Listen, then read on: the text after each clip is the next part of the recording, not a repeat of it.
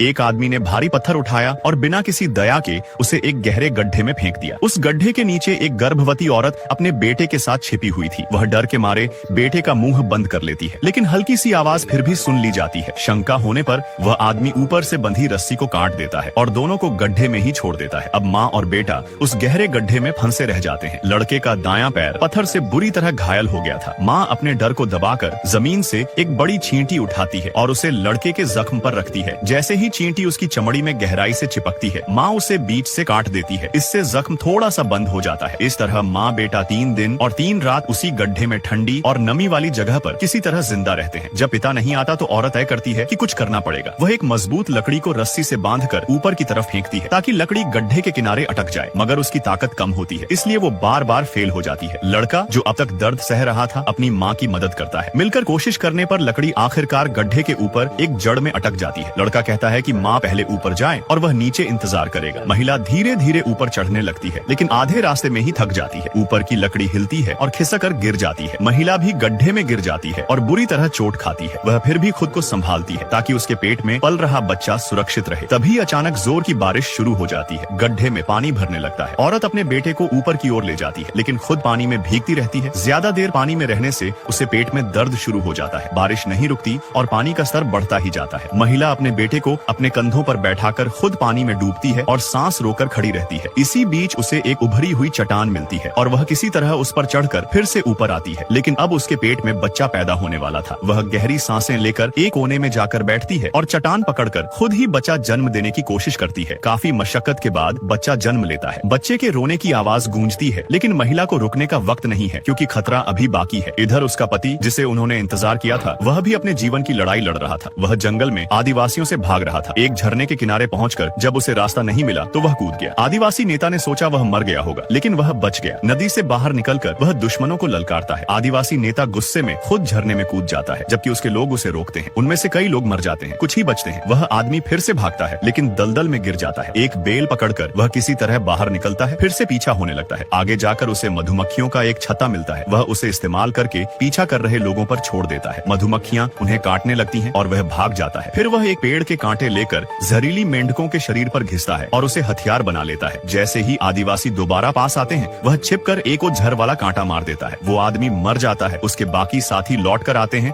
और उसे मारने वाले का पीछा करते हैं। अब उनका सामना उस आदमी से होता है जिसे अब कोई डर नहीं। दोनों आमने सामने भिड़ते हैं। लड़ाई में वह दुश्मन को मार गिराता है। तभी फिर से बारिश शुरू हो जाती है और उसे याद आता है कि उसका परिवार अब भी गड्ढे में है। वह वापस दौड़ता है। वहाँ पहुंचकर देखता है कि उसकी पत्नी और बच्चे ठीक हैं। हालांकि अभी खतरा पूरी तरह टला नहीं था, लेकिन उनका फिर से